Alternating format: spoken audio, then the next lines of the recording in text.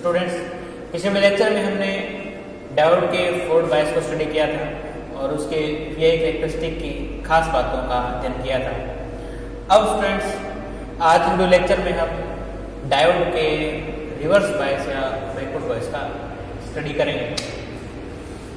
Hello students, पिछले lecture में हमने डायोड के फॉरवर्ड बायस को स्टडी किया था। स्टूडेंट्स, आज इस लेक्चर में हम डायोड के बैकवर्ड या रिवर्स बायस को स्टडी करेंगे। तो स्टूडेंट्स, आज हम पढ़ रहे हैं कि डायोड का रिवर्स बायस।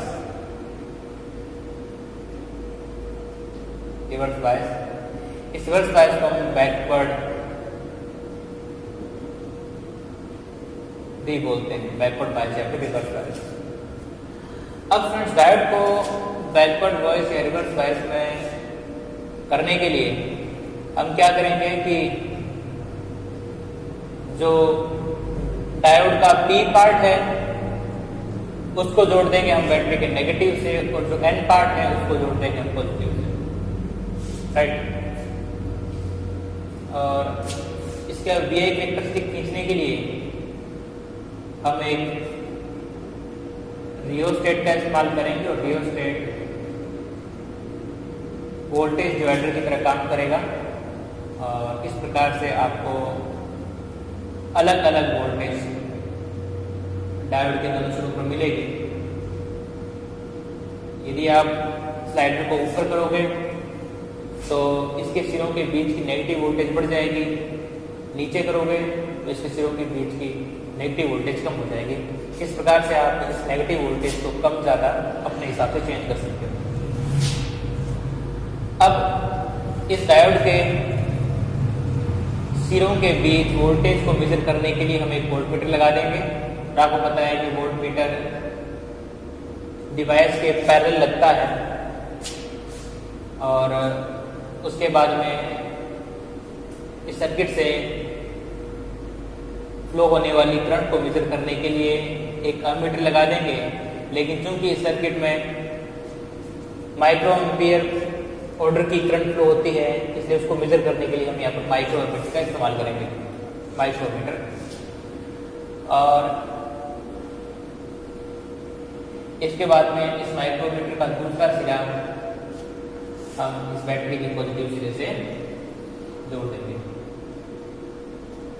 अब इसमें करंट फ्लो की डायरेक्शन को भी दिखाना आवश्यक है। आपको पता है कि जो करंट होती है वो प्लस से माइनस की तरफ फ्लो होती है, बैटरी के प्लस से और माइनस की तरफ फ्लो होगी, राइट। और इस प्रकार से कुछ जो करंट होगी इस सर्किट में भी फ्लो होगी, और ये करंट इस सर्किट में फ्लो होगी।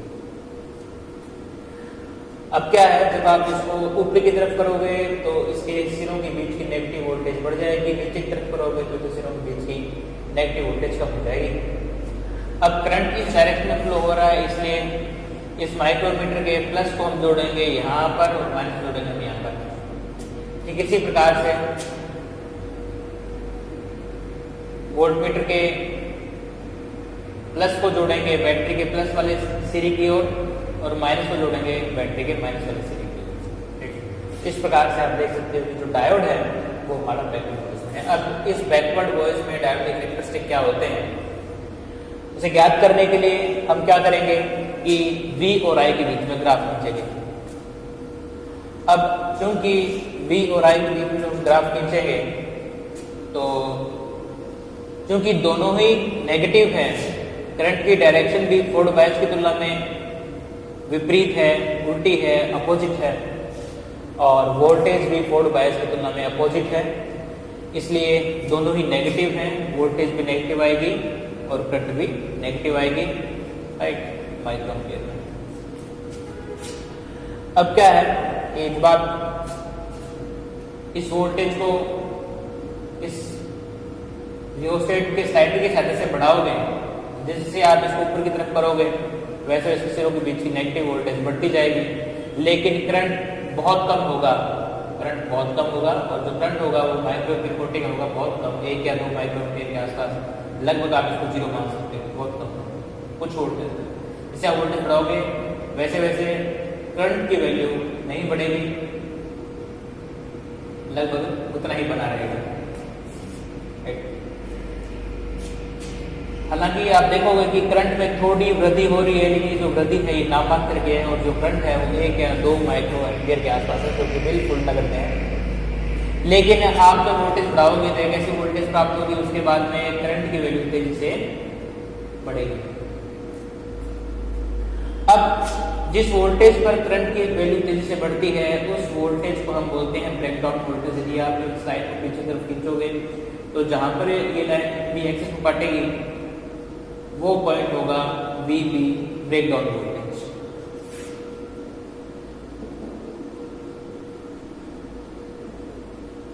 Breakdown voltage.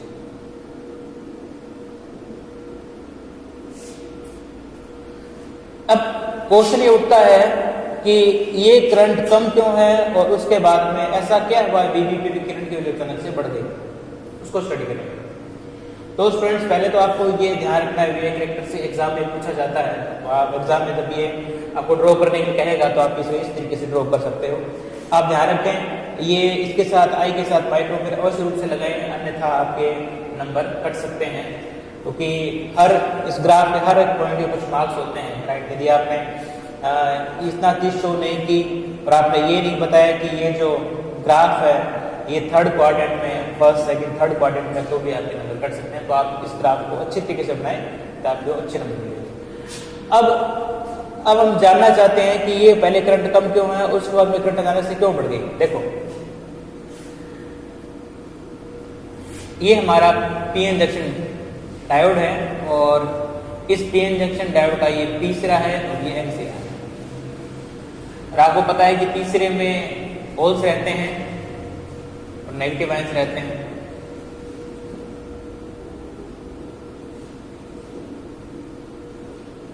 ये आपके होल्स हैं और ये नेगेटिव आयंस हैं, एक्सेप्टर एटम्स हैं। और ये हमारी डिप्लेशन लेयर ये यहाँ से शुरू हो रही है और ये डिप्लेशन लेयर का दूसरा सिरा, दूसरा हिस्सा जो कि एन पार्ट में है। और एन पार्ट में आपको पता है कि जो डोनर एटम्स होते हैं वो पॉजिटिव हो जाते हैं और अपना इलेक्ट्रॉन बाहर निकाल देते हैं, इसलिए वो एन टाइप सेपरेटर बन जाता है। अब क्या है, जब आप इस पर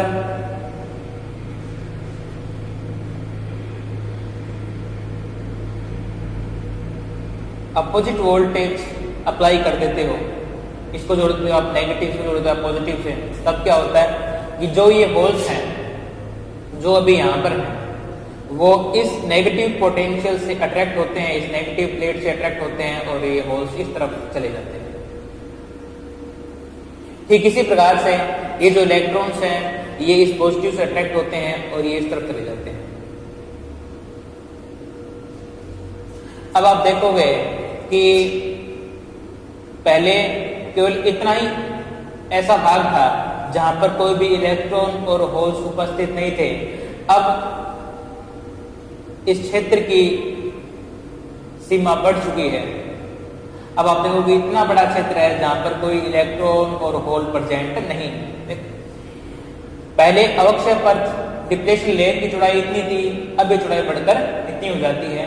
इसका मतलब ये है कि जब आप डायोड को रिवर्स बायस में करते हो तो डिप्लेशन लेयर की चौड़ाई बढ़ जाती है। पहली चीज ये ध्यान रखें, राइट। अब इस डिप्लेशन लेयर में इलेक्ट्रॉन्स और होल्स कुछ नहीं है, इसलिए अब न तो होल इस तरफ जा सकता है और न ही इलेक्ट्रॉन इस तरफ जा सकता है, राइट। क्योंकि ये होल इससे अट्रैक्ट हो रहा है, ये इलेक्ट्रॉन इससे अट्रैक्ट हो रहा है, इसलिए इसका यहाँ पर जाने का सवाल ही पैदा नहीं होता है, इसलिए आपको कोई डिफ्यूजन करंट नहीं मिलेगी, राइट। अब देखो दूसरी चीज क्या है, ये जो डिप्लेशन लेयर है, इस डिप्लेशन लेयर में जो सिलिकॉन एटम्स हैं, आपको पता है कि जो सिलिकॉन एटम्स होते हैं वो एक दूसरे के साथ कोवेलेंट बॉन्ड द्वारा जुड़े रहते हैं।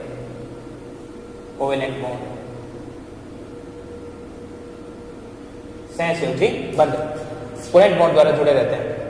अब क्या होता है कि जब टेम्परेचर बढ़ता है तो कुछ बॉन्ड टूट जाते हैं, राइट। क्यों ऐसा होता है? क्योंकि जो इलेक्ट्रॉन्स होते हैं टेम्परेचर बढ़ने के साथ वो वाइब्रेट करना शुरू कर देते हैं और वाइब्रेट करते हुए एटम्स एक ऐसी एनर्जी को ग्रहण कर लेते हैं कि जिसके बाद में यानी कि वाइब्रेट करते हुए एटम इतनी एनर्जी ग्रहण कर लेते हैं कि इस बॉन्ड को तोड़कर बाहर आ जाते हैं। जैसे ही इलेक्ट्रॉन बाहर निकलते हैं तो यहाँ पे वैकेंसी क्रिएट होती है, इस वैकेंसी को हम बोलते हैं होल।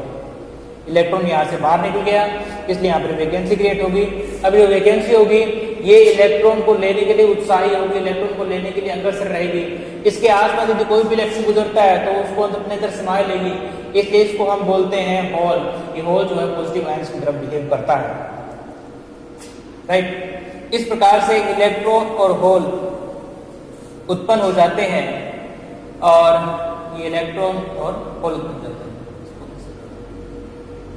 अब ये जो इलेक्ट्रॉन है ये इस पॉजिटिव प्लेट की तरफ अट्रैक्ट होगा, इस तरफ मूव करेगा, और जो होल है वो इस तरफ मूव करेगा, राइट। अब इसको हम बोलते हैं ड्रिफ्ट करंट। क्या बोलते हैं इसको हम? Drift current.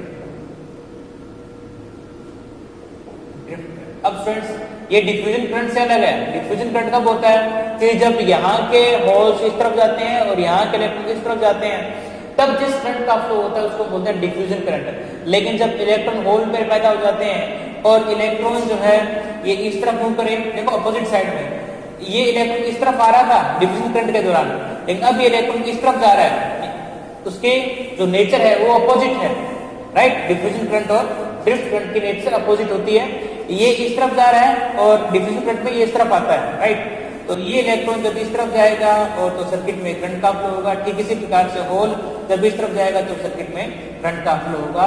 इस प्रकार से आपको रिवर्स बायस में एक करंट मिलती है, राइट, जिसको हम बोलते हैं saturation current, reverse saturation current, right. ये रिवर्स सैचुरेशन करंट। अब चूंकि इस इलेक्ट्रॉन और होल पेयर्स की संख्या बहुत कम होती है इसलिए ये रिवर्स सैचुरेशन करंट या रिवर्स सैचुरेटेड करंट बहुत कम होती है, इसलिए आपको ये करंट कुछ माइक्रोएम्पियर में मिलती है, राइट। क्यों? क्योंकि EHP यानी इलेक्ट्रॉन होल पेयर की संख्या काफी कम होती है।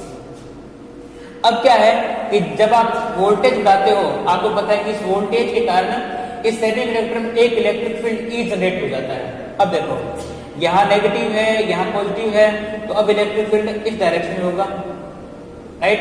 एक्सटर्नल इलेक्ट्रिक फील्ड एक्सटर्नल ध्यान रखें क्योंकि ये जो इलेक्ट्रिक फील्ड है इस बैटरी के द्वारा प्रोड्यूस किया गया है। और उसके बाद आप देखोगे कि ये जो आयंस हैं ये भी अपना इलेक्ट्रिक फील्ड प्रोड्यूस करेंगे किस तरफ? इस तरफ, इंट्रिंसिक एक्सट्रिंसिक, राइट। ये जो अंदर वाला जो इलेक्ट्रिक फील्ड है वो प्लस से माइनस की तरफ है और बाहर वाला जो इलेक्ट्रिक फील्ड है वो भी इस डायरेक्शन में यानी कि प्लस से माइनस की ओर है। तो आप यहाँ पर देख सकते हो कि दोनों ही इलेक्ट्रिक फील्ड की डायरेक्शन सेम है। तो इलेक्ट्रिक डायरेक्शन क्या है? सेम है। तो जब आप वोल्टेज बढ़ाओगे वैसे अपने डिप्लेशन लेयर की चौड़ाई भी बढ़ेगी और साथ ही साथ इस डिप्लेशन लेयर में electric field, external electric field के वैल्यू में भी इंक्रीज होगा। अब जैसे जैसे इलेक्ट्रिक फील्ड इंक्रीज होता जाएगा वैसे वैसे इस इलेक्ट्रिक फील्ड के कारण इस इलेक्ट्रॉन और होल पर लगने वाले फोर्स की मात्रा बढ़ती जाएगी। कहने का मतलब ये है कि जैसे इलेक्ट्रिक फील्ड चेंज होगा, बढ़ेगा, वैसे वैसे इन इलेक्ट्रॉन और होल्स पर ज्यादा फोर्स लगेगा और इलेक्ट्रॉन और होल ज्यादा तेज गति से इलेक्ट्रॉन इस तरफ जाएगा और होल इस तरफ जाएगा तेज गति से, राइट। कहने का मतलब है जब आप इलेक्ट्रिक फील्ड बढ़ाओगे तो इलेक्ट्रॉन और होल्स की मूवमेंट की स्पीड बढ़ जाएगी, राइट। अब क्या होगा कि पहले केवल और केवल थर्मल एनर्जी के कारण ही आपको इलेक्ट्रॉन होल पेयर मिल रहे थे। अब ये इलेक्ट्रॉन और होल भी एक्स्ट्रा EHP यानी कि इलेक्ट्रॉन होल पेयर पैदा कर देंगे। कैसे?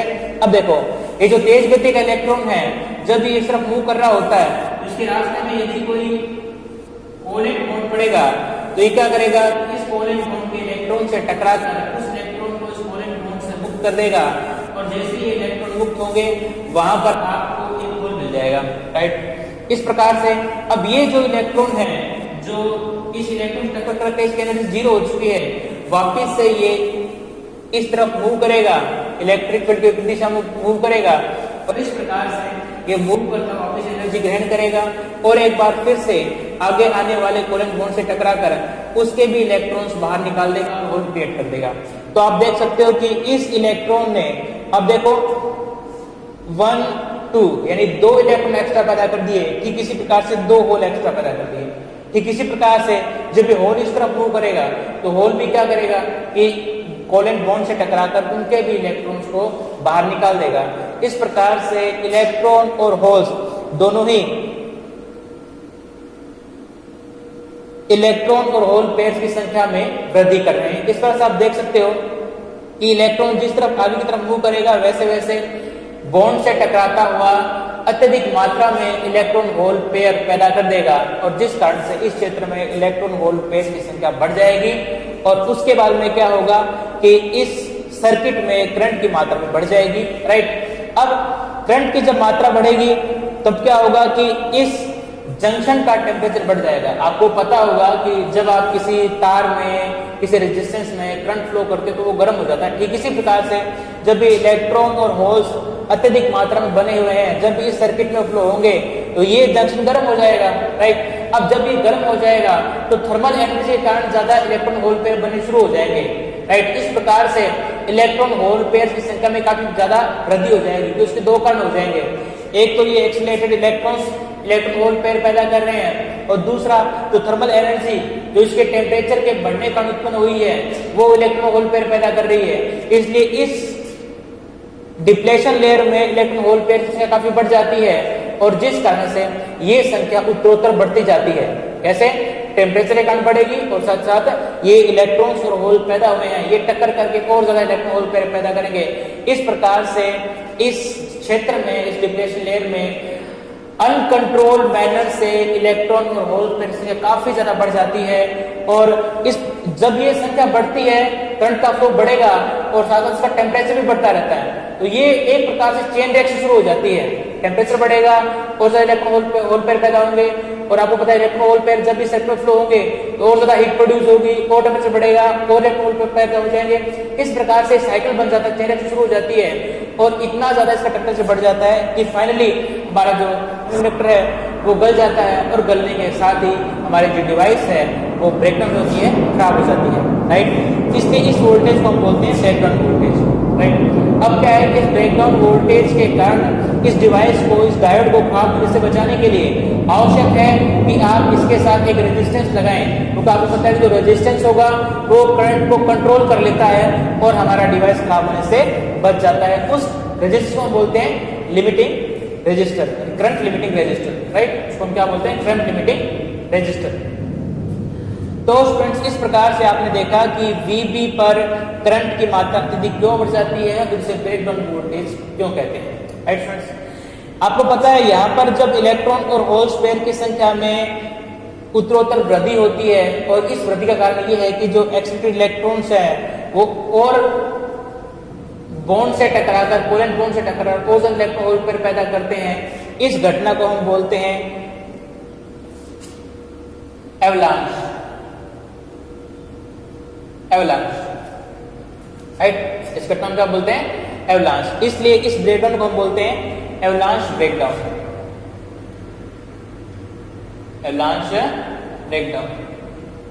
राइट, यानी कि ये जो इलेक्ट्रॉन और होल्स हैं ये एक्सीलरेट होकर कोवेलेंट बॉन्ड से टकराकर या सहसंयोजक बंध से टकराकर और ज्यादा इलेक्ट्रॉन और होल पेयर पैदा कर देते हैं और ये एक चेन रिएक्शन शुरू हो जाती है इलेक्ट्रॉन और होल पेयर पैदा करने की। इस घटना को हम बोलते हैं एवलांच और इस प्रक्रिया को हम बोलते हैं एवलांच ब्रेकडाउन। क्योंकि ब्रेकडाउन का मतलब क्या हुआ? इसमें इलेक्ट्रॉन और होल पेयर की संख्या अनकंट्रोल्ड मैनर में बढ़ रही है, इसलिए इसको हम बोलते हैं एवलांच ब्रेकडाउन। राइट, अब स्टूडेंट्स क्या है कि ये जो वोल्टेज है VB यानी कि जो ब्रेकडाउन वोल्टेज है ये आप इन दोनों क्षेत्र, कौन सा? P क्षेत्र और N क्षेत्र है, यानी कि P टाइप सेमीकंडक्टर और N टाइप सेमीकंडक्टर, इन दोनों की डोपिंग पर डिपेंड करता है। यदि आप इसको चेंज करना चाहते हो, यदि आप इसको चेंज करना चाहते हो तो आप इसकी डोपिंग की कंसंट्रेशन को कम या ज्यादा करके इसको चेंज कर सकते हो। अब जैसे कि जेनर डायोड है, जेनर डायोड आपको पता है कि इस ब्रेकडाउन वोल्टेज पर ही काम करता है। राइट, आपको पता है कि इसका इस्तेमाल वोल्टेज रेगुलेशन में किया जाता है, इसलिए सकता है। अब वो कैसे इस तरीके से बनाए जाते हैं कि वो अलग वोल्टेज पे काम करते हैं स्टूडेंट्स? क्योंकि यदि आप इस क्षेत्र की डोपिंग P और N की डोपिंग बढ़ाते जाओगे वैसे वैसे ये ब्रेकडाउन वोल्टेज कम होती जाएगी। राइट, जैसे जैसे आप इस P और N भाग की डोपिंग बढ़ाते जाओगे वैसे वैसे बैकग्राउंड वोल्टेज कम होती जाएगी। अब जो साधारण डायोड है उसका बैकग्राउंड वोल्टेज 250 300 तक आता है। क्यों? क्योंकि इनकी जो डोपिंग होती है वो कम होती है, और जो जिन डायोड होते हैं उसमें डोपिंग बढ़ाकर इस बैकग्राउंड वोल्टेज को कम या ज्यादा किया जाता है। जब ये बहुत ज्यादा इसको डोपिंग बढ़ा देते हैं तब ये 1 वोल्ट या 0.7 वोल्ट तक भी हो सकती है।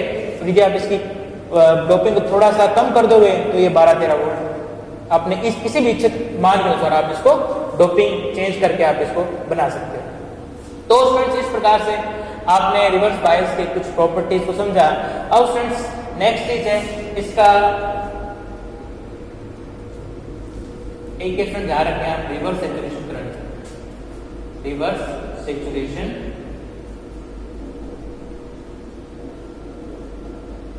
करंट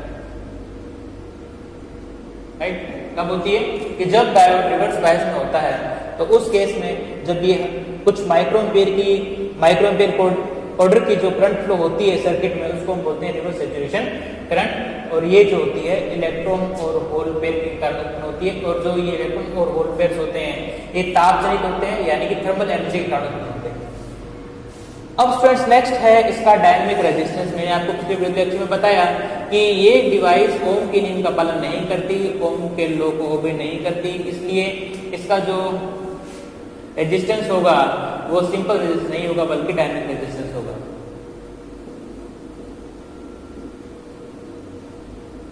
रेजिस्टेंस अब देखो कैसे निकालेंगे इसको। जैसे मान लो इस पॉइंट पर आपको रेजिस्टेंस निकालना है, पॉइंट सी, तो आप क्या करोगे, इस पॉइंट के थोड़ा सा पहले आप एक पॉइंट लोगे एक पॉइंट ए लोगे, और इस पॉइंट ए कोरस्पॉन्डिंग वोल्टेज है VA और इस point A corresponding reverse current है IA। ठीक इसी प्रकार से इस पॉइंट के आगे आप दूसरा पॉइंट लोगे पॉइंट B, और इस पॉइंट B के कोरस्पॉन्डिंग वोल्टेज है VB और इसके कोरस्पॉन्डिंग जो करंट है वो है IB। अब इस पॉइंट C पर डायनेमिक रेजिस्टेंस आएगा इसका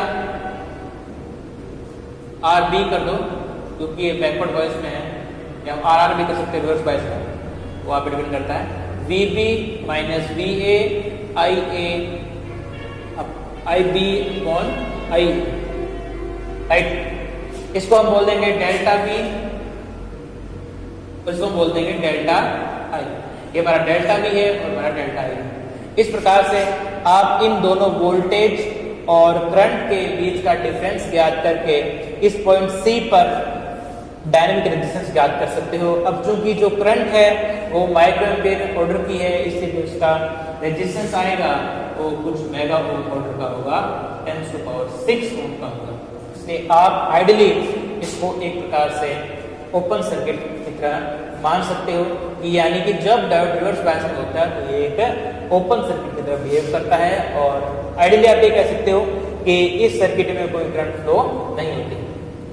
तो स्टूडेंट्स इस प्रकार से आपने आज रिवर्स बायस के बारे में स्टडी किया। मुझे पूरी उम्मीद है कि आपको अच्छी तरीके से समझ पाया होगा। Thank you students.